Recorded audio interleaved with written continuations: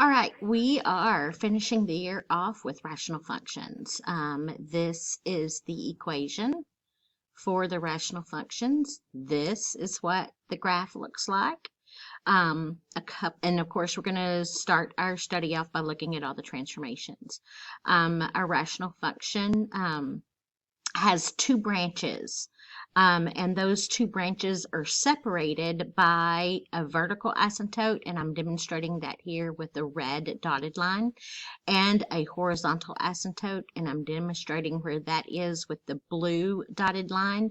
Understand that when you graph this function on Desmos or on the calculator, those dotted lines do not appear. You just have to know they're there. For example, here. I have graphed 1 over x. Do you see any dotted lines?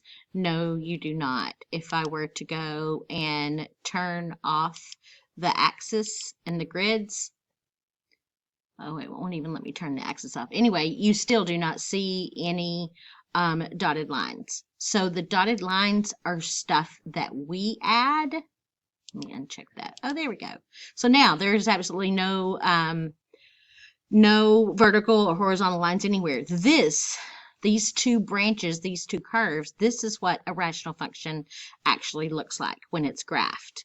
All of the other stuff that we put on there, the vertical and the horizontal asymptotes, we just add those to the graph to help us answer questions like what is the domain and range, and things like that. So understand that even though I'm putting the dotted lines on here, and you will too most of the time, it's actually not part of the graph.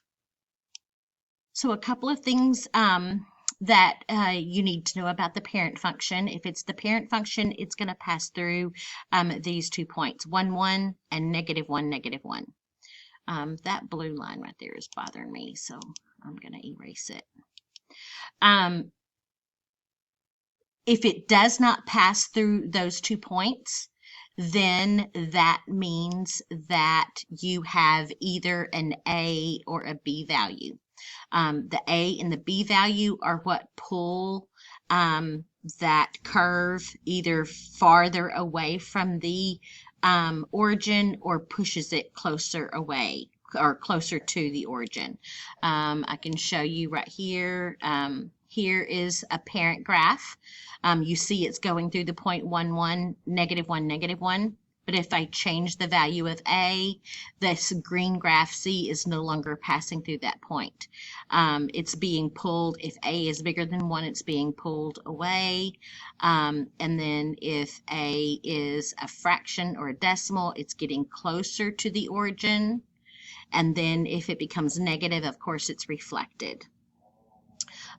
So just know that should be the first thing that you do when you glance at a graph is ask yourself, does it pass through 1, 1, -1, -1? If it doesn't, then you can automatically start looking for your A and B.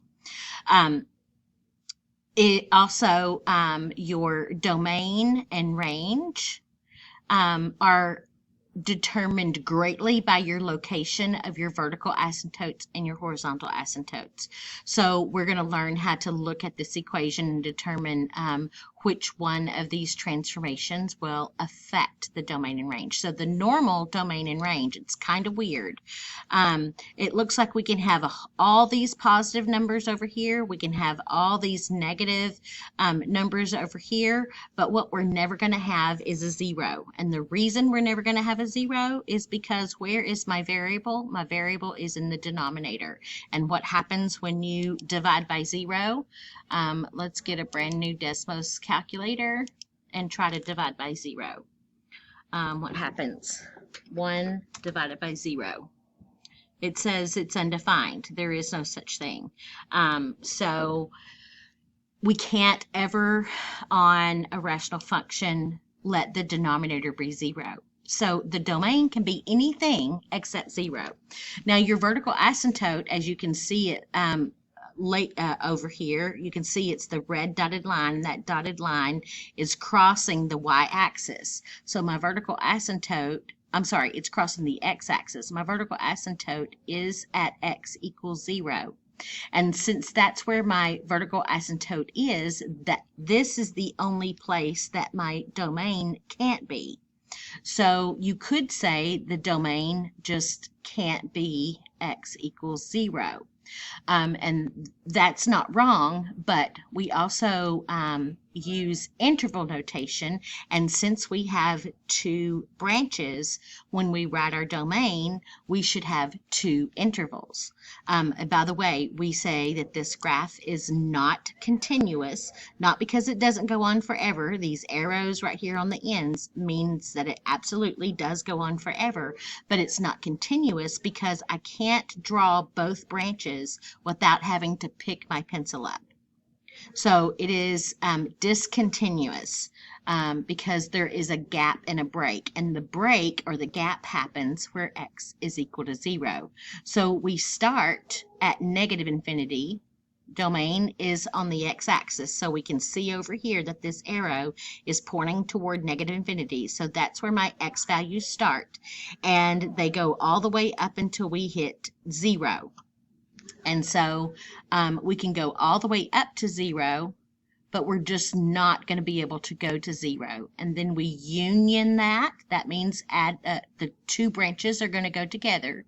We're going to go across that asymptote. We're going to go across this asymptote, so just on the other side of 0, and then we're going to go back towards positive infinity.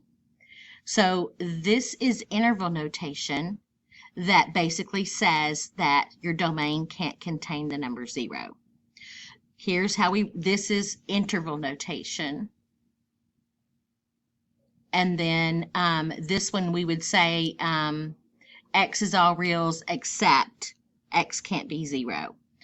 Saying x can't be 0 is implying that x can be all the other reals.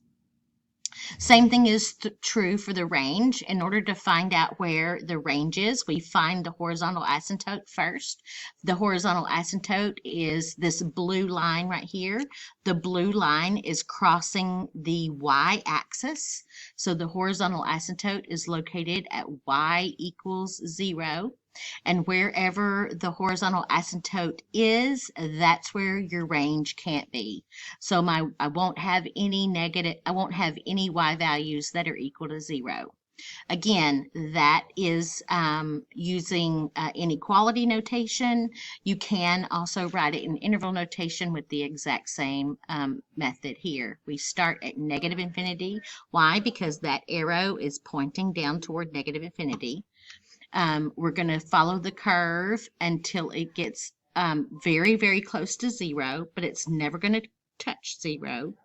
We're going to union that with jump to the other side of the x-axis, and we'll pick up right back up here for and we'll go toward in positive infinity. So again, this just includes everything except 0. So we can use either interval notation, which are the ones that I've underlined, interval notation, or inequality notation, where you just tell me what it can or cannot equal, okay?